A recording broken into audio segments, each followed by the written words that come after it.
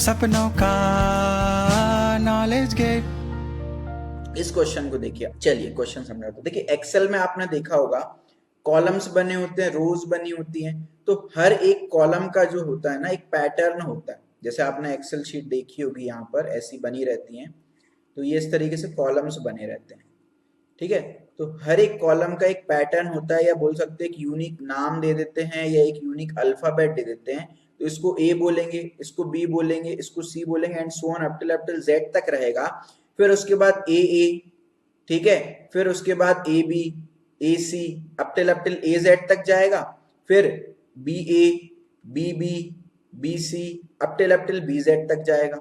ऐसे ही फिर ट्रिपल वाले शुरू, ऐसे ही C A, C B, up till C Z, ऐसे चलता जाएगा। Z A, Z B, up till Z Z. फिर आ जाओ आप ए, फिर A B, and so on, इस तरीके से चलता रहेगा। तो आपको क्या बोला गया है, आपको ये बोला गया है कि column number 1 is named as A, B second is named as B, 27 as A. तो मैं यहाँ पर कॉलम नंबर एंटर करूंगा, आपको करस्पॉन्डिंग कॉलम नेम बताना है। ठीक है, तो एक बार देखते हैं यार लॉजिक क्या निकल सकता है। मैं यार जब भी बोलता, जब भी ऐसा कोई केस आए ना, सुनना मेरी बात, अरे सुनो तो सही, अरे सुन लो जरा, है ना। तो ये बेइम्तिहा वाला गाना है, ठीक है, तो अब वो आप लड़की को डेडिकेट करते हो, तो मेरी लाइफ में लड़की है ही नहीं है कोई सुनने वाली, तो मैं आप लोगों को ही डेडिकेट कर देता हूँ, सुनो ना। हाँ, तो क्या बोल रहा था मैं भाई, आपको इतना पता है कि अंग्रेजी वर्णमाला में, ठीक है, 26 अक्षर होते हैं, अल्फाबेट्स, है ना, 26 अल्फाबेट्स होते हैं। तो जो सारा खेल यहाँ पर आ रहा है ना, वो 26 का आ रहा है भाई। 26 का सर बोले तो क्या, देखो यहाँ पर एक इनपुट देख के देखते हैं अपन, इनपुट के हिसाब से अंदाजा लगाते हैं कि भाई किया क्या होगा इनने। भाई इनपुट में 26 है, जो भी इनपुट था उसको n मान लेते हैं, मैं उसको 26 से डिवाइड कर रहा हूँ, और जैसे ही आंसर 0 आ रहा है, रिमाइंडर 0 आ रहा है, तो मतलब z तो आ ही रहा है ना, z तो आ ही रहा है। तो मैंने एक एरे बना ली अभी सेपरेट, उसमें z तो स्टोर करा ही दिया। ठीक है, अब दूसरा एग्जांपल, सर 52 देखो, है ना, n mod 52 भी करोगे तो भी सर आंसर 0 आ रहा है। तो जब भी 0 आ रहा है मॉड करने में, तो z तो स्टोर कराना ही कराना है। ठीक है, अब क्या करना है, n डिवाइडेड बाय 26 करो, आंसर आ रहा है सर 1।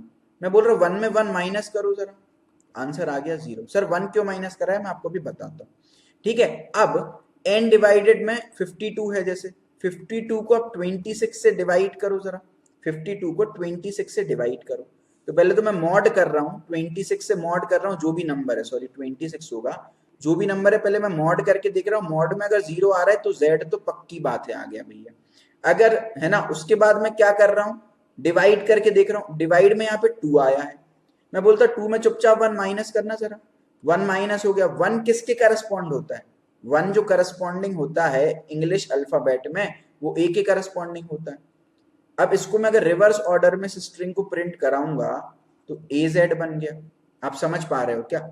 तो सबसे पहले मैं क्या करूंगा, 26 से डिवाइड करके देखूंगा, अगर रिमाइंडर 0 आया तो मैं अरे में अपनी जेड तो लिख ही दूंगा, है ना। अब फिर उसके बाद दोबारा से 26 से डिवाइड करके अब कोशिएंट देखेंगे, कोशिएंट में 0 आ गया, प्रोसेस को रोक देंगे। नहीं आया 0, तो जो भी आंसर आया है उसमें -1, कोशिएंट में अगर 1 आया तो उसमें -1 करना है, जो भी कोशिएंट आएगा उसमें -1 करना है। अगर 0 आया आंसर तो हम यहीं पे प्रोसेस को रोक देंगे। अगर 0 नहीं आया आंसर तो -1 करने पे जो भी आंसर आया उसके करस्पॉन्डिंग अल्फाबेट को प्रिंट कर देंगे। अभी मैं आपको लॉजिक बता रहा हूँ, और रिवर्स ऑर्डर में उस स्ट्रिंग या एरे जो भी आप बोल लो वो अपन आउटपुट निकाल लेंगे। सर ये तो 26 से डिवाइड वाला आपने केस बता दिया, सर एक अदर केस भी बता दीजिए, 28 ले लो भाई। 28 पे आउटपुट क्या आना चाहिए भाई, 26 के करस्पॉन्डिंग तो z आना चाहिए, और 26 माइनस करने पे 2 बचेगा तो bz आना चाहिए आपका आंसर।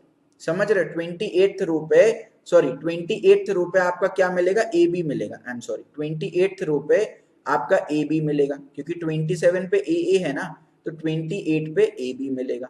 सर अब ये कैसे डिटेक्ट करें, तो भाई पहली स्टेप तो सेम है, पहली स्टेप क्या है, 26 से मॉड कर दो जरा, 26 से मॉड किया, अब इस बार रिमाइंडर जो है वो 2 आया, 2 किसके करस्पॉन्डिंग होता है, बी के करस्पॉन्डिंग। तो 0 के केस में हमने z डाल दिया था, बी के करस्पॉन्डिंग आता है तो भाई बी तो प्रिंट करा ही दिया। तो पहली स्टेप तो क्लियर है भाई, 26 से मॉड करने का अपने को कुल मिला करके बात ये है।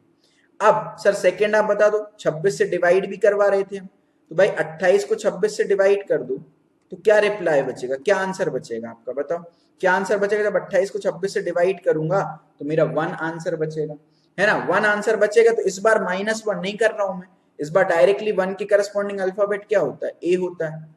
ए आ गया, रिवर्स में स्ट्रिंग प्रिंट करा देंगे, ए भी आउटपुट हो गया। अब मोरल ऑफ द स्टोरी क्या निकली ये समझो।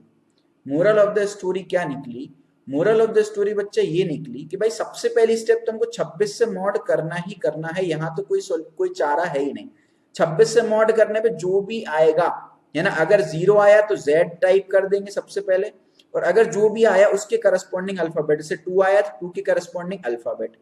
उसके बाद अगर मॉड करने पे 0 आ रहा था, है ना, मॉड करने पे 0 आ रहा था, तो उस पर्टिकुलर केस में याद है आपने -1 किया था, पिछला केस याद है ना, -1 किया था। तो अगर मॉड करने पे 0 आ रहा है तो -1 करो डिवाइड का जो रिजल्ट है।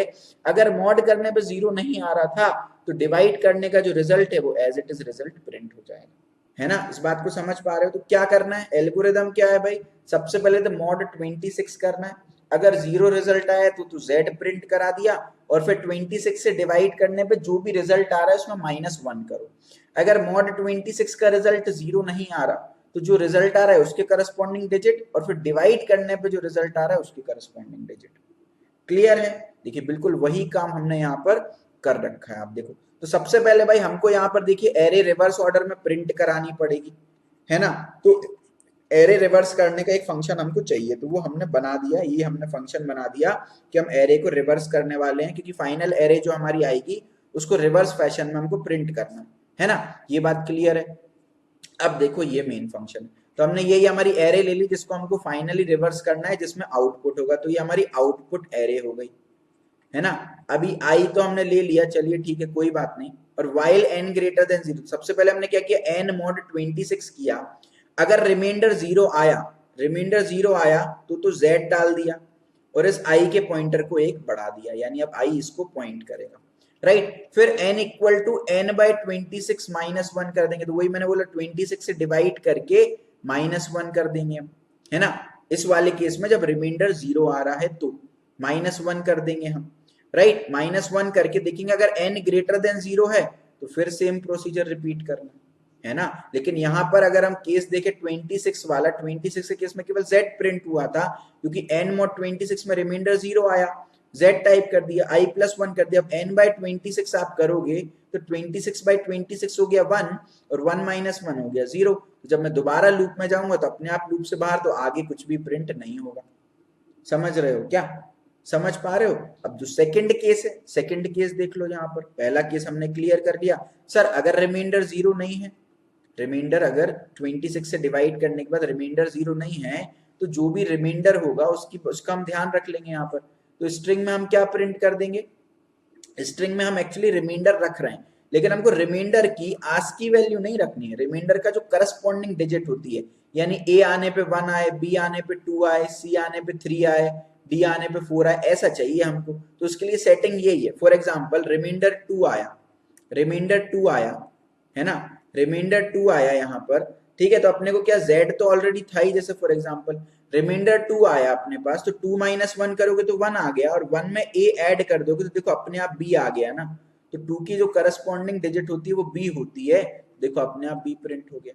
तो ये +a इसलिए किया क्योंकि हमको आस्की वैल्यूज को मैनेज करना था। और यहाँ पर सर -1 क्यों किया, -1 इसलिए किया क्योंकि a की आस्की वैल्यू तो 65 होती है ना, आप समझ रहे हो, a की आस्की वैल्यू 65 होती है, और a जो है 1 के करस्पॉन्डिंग है ना, a 0 के करस्पॉन्डिंग नहीं है, तो 66 जो है वो 2 के करस्पॉन्डिंग है ना। तो अगर यहाँ पर मान लो 2 है, यहाँ पर मैं एक बार दोबारा से छोटा सा इरेज करता हूँ, यहाँ पर अगर मान लो 2 है, देखना मेरी बात, ये थोड़ी छोटी छोटी सी बातें ध्यान रखना है।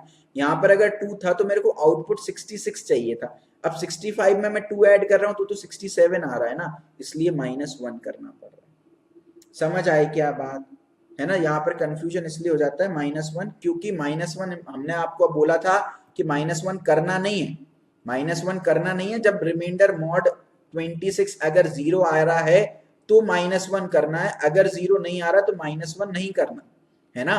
तो उस केस में भी सर आपने -1 क्यों करा, ये -1 एक्चुअल मैथमेटिक्स में नहीं, ये केवल आस्की वैल्यूज को मैनेज करने के लिए -1 किया। क्लियर है क्या? क्लियर है। स्मॉल देना ही नहीं है भाई, यूजर में इनपुट में स्मॉल लेटर वो देगा ही नहीं, राइट है ना, ये देगा ही नहीं। आउटपुट में आपको कैपिटल लेटर ही तो प्रिंट कराना, स्मॉल थोड़ी ना होता है। एक्सेल में लेटर ही कैपिटल होते हैं, तो स्मॉल लेटर की बात आनी नहीं। अगेन मैं बार बार रिमाइंड कर रहा हूँ, अगर आप एग्जाम में फेल होते हो तो उसका सबसे बड़ा कारण है ज्यादा बुद्धि चलाना। अपने को ज्यादा बुद्धि नहीं चलाना। जब आपको बोला है कि एक्सेल में आउटपुट कैपिटल में प्रिंट होते तो क्यों स्मॉल का दिमाग लगा रहे हो? कहीं पे दिया है क्या स्मॉल लेटर के बारे में? अब आ जाओ जरा भाई, ये सब तो ठीक थी बात, है ना। तो यहां तक आपकी पूरी एरे बन गई। फिर अपन ने क्या किया, रिवर्स एरे फंक्शन को कॉल कर लिया, तो ये जो एरे है रिवर्स फॉर्म में होकर के प्रिंट हो जाएगी, as simple as that. But इस बात का जरूर यहाँ पर ध्यान रखना, बच्चे गड़बड़ कर देते हैं कि भाई आखिरी में नल कैरेक्टर लगाना मत भूलना, है ना। नल कैरेक्टर लगाने से ही आपकी स्ट्रिंग बनेगी, है ना। आपने इसे जेड और ए रख दिया तो अभी ये स्ट्रिंग थोड़ी ना है, स्ट्रिंग लेंथ फंक्शन वगैरह कुछ लगेगा ही नहीं इस पे, ठीक है। तो इसलिए लास्ट में नल कैरेक्टर रखना है जिससे कि एक स्ट्रिंग बन जाए और फिर आपके जो फंक्शंस हैं स्ट्रिंग के, जो भी रिवर्स एरे एंड ऑल है, वो आप लगा सको।